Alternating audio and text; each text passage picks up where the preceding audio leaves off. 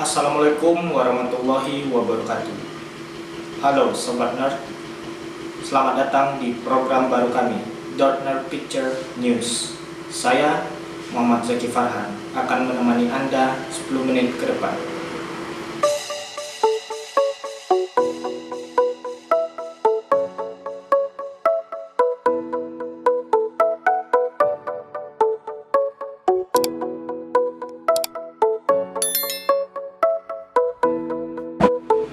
Kabar terbaru datang dari anime Shingeki no Kyojin atau biasa kita sebut dengan Attack on Titan. Baru-baru ini merilis season terbarunya yang berjudul Shingeki no Kyojin The Final Season. Episode 1 anime Attack on Titan ini telah tayang pada 7 Desember 2020 lalu. Perilisan ini sontak membuat heboh. Pasalnya episode 1 saja telah membawa anime ini menuju top 3 teratas. Awalnya anime ini dijadwalkan rilis pada Oktober 2020 lalu. Namun karena pandemi pada saat itu bahkan sampai sekarang membuat anime ini diundur. Tidak hanya perilisan anime Attack on Titan sendiri yang diundur, namun sejumlah anime-anime lain pun juga mengundurkan jadwal rilisnya. Menurut updatean terbaru, Attack on Titan season keempat ini akan berganti studio dari studio sebelumnya, yaitu Wit Studio menjadi Mappa Studio. Studio sebelumnya yaitu Wit Studio yang memulai debut Attack on Titan dari season 1 pada April 2013. Pada season 1 mereka menayangkan 22 episode, diikuti oleh musim kedua sebanyak 12 episode pada bulan April hingga Juni 2017. Dilanjutkan lagi dengan musim ketiganya yang terdiri dari 22 episode dan ditayangkan menjadi dua bagian. Bagian pertama 12 episode ditayangkan pada Juli hingga Oktober 2018 dan 10 episode tersisa ditayangkan sejak April hingga Juli 2019. Attack on Titan ini telah banyak meraih kesuksesan per bulan Desember 2019. Manga ini telah terjual sebanyak 100 juta kopi dalam bentuk cetak di seluruh dunia, membuatnya menjadi salah satu seri manga terlaris. Manga ini pun telah memenangkan beberapa penghargaan, seperti penghargaan Manga Kodansha, penghargaan Munchausen, dan penghargaan Harvey. Adaptasi anime ini diterima dengan baik oleh para kritikus, dan 3 musim pertamanya mendapatkan pengakuan kritis dan pujian terhadap alur cerita, animasi, musik, dan dialog. Anime ini juga terbukti sangat sukses di Amerika Serikat, Jepang, dan meningkatkan popularitas manga ini. Meskipun Attack on Titan ini juga populer di negara Asia lainnya, interpretasi politik atas manga ini menimbulkan kontroversi di Tiongkok dan Korea Selatan. Seperti yang kita ketahui bahwa anime ini banyak mendapatkan pujian dari para kritikus manga, seperti atmosfer dan alur cerita yang dibungkus begitu mantap. Penikmat manga akan dibawa masuk pada suasana kengerian, tapi dengan ilustrasi yang halus. Perang melawan Titan juga menggambarkan harapan manusia yang untuk memperbaiki kehidupan mereka dan juga untuk membalikkan keadaan yang begitu mustahil. Tetapi dari semua alur cerita yang penuh misteri lah yang membuat manga karangan Hajime Isayama ini digemari pembaca, selalu dibuat penasaran dengan kejutan-kejutan cerita manga ini dan rela menunggu 1 bulan untuk demi satu capture baru. Bagi orang yang baru menonton ataupun membaca seri manga ini, pasti akan menimbulkan pertanyaan mengenai bagaimana sebenarnya Titan ini ada. Dengan ciri-ciri fisik lainnya seorang manusia biasa namun memiliki ukuran yang berbeda dan tidak memiliki pemikiran yang tidak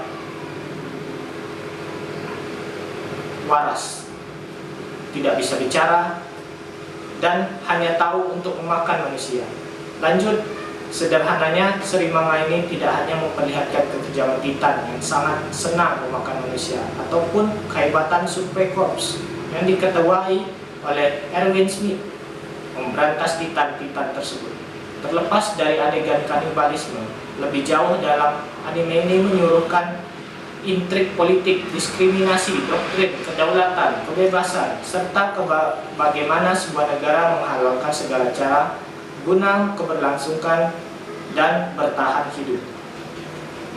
Episode 1 dari Attack on Titan Final Season ini dibuka dengan benua Marley melawan Timur Tengah. Pasukan Marley diketuai oleh Kapten Zeke yang merupakan anak dari Grisha Yeager dan juga kakak tiri dari Eren Yeager. Zeke selaku pewaris dari Beast Titan dan juga keturunan langsung Raja Fritz yang mampu merubah manusia menjadi Titan dengan sumsum tulang belakang miliknya. Kapten Zeke ditemani oleh Rainer Braun, pewaris armor Titan yang merupakan teman seangkatan Eren sewaktu di Pulau Paradis, dan juga pejuang ganda benua Paradis dan Marley. Pasukan Marley mengandalkan kekuatan Titannya seperti armor Titan, Jauh Titan, Beast Titan, dan tentunya manusia yang telah dirubah oleh Kapten Zeke menjadi pasukan tambahan bagi Marley.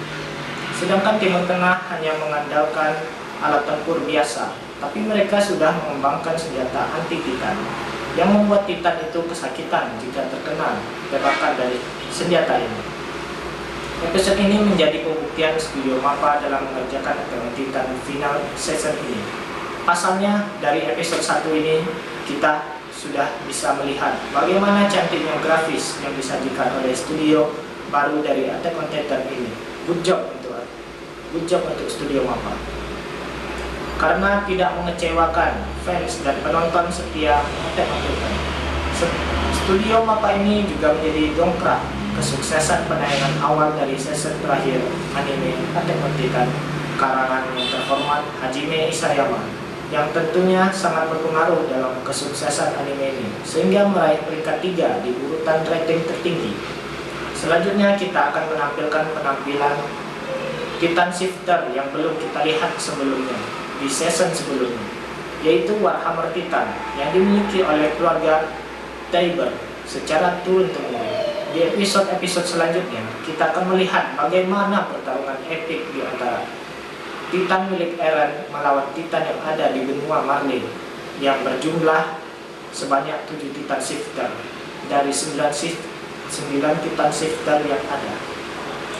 2 Titan Shifter lainnya yaitu ada Titan dan juga Founding Titan dimiliki oleh Eren. Meskipun tidak terlihat seimbang, Founding Titan ini adalah Titan terkuat di antara semua Titan yang ada, karena Titan ini memiliki kemampuan seperti mengendalikan Titan, menghilangkan ingatan keturunan Ymir, dan juga bisa menghidupkan Titan terdahulu. Tapi Founding Titan ini hanya bisa digunakan oleh keturunan asli Raja Fritz, sedangkan Eren tidak keturunan asli Raja Fritz. Keturunan asli Raja Fritz dipegang oleh Kapten Zeke, pewaris Beast Titan, dan mampu mengubah manusia menjadi Titan biasa. Kita lihat saja bagaimana kelanjutannya, apa yang akan terjadi ke depannya. Mangaka Hajime Isayama begitu telaten dalam mengemas alur cerita Attack on Titan ini yang membuat penonton ketagihan dan bertanya-tanya akan apa yang sebenarnya terjadi ke depannya dan bagaimana kelanjutan ceritanya di episode yang akan datang. Baiklah, itulah berita terbaru dari perilisan anime Attack on Titan yang tentunya menjadi langkah Attack on Titan menuju anime terbaik yang pernah ada. Terima kasih, sehat selalu Anda di rumah, dan juga semoga pandemi ini cepat berlalu. Amin. Saya Muhammad Zaki Farhan, mohon undur diri. Assalamualaikum warahmatullahi wabarakatuh.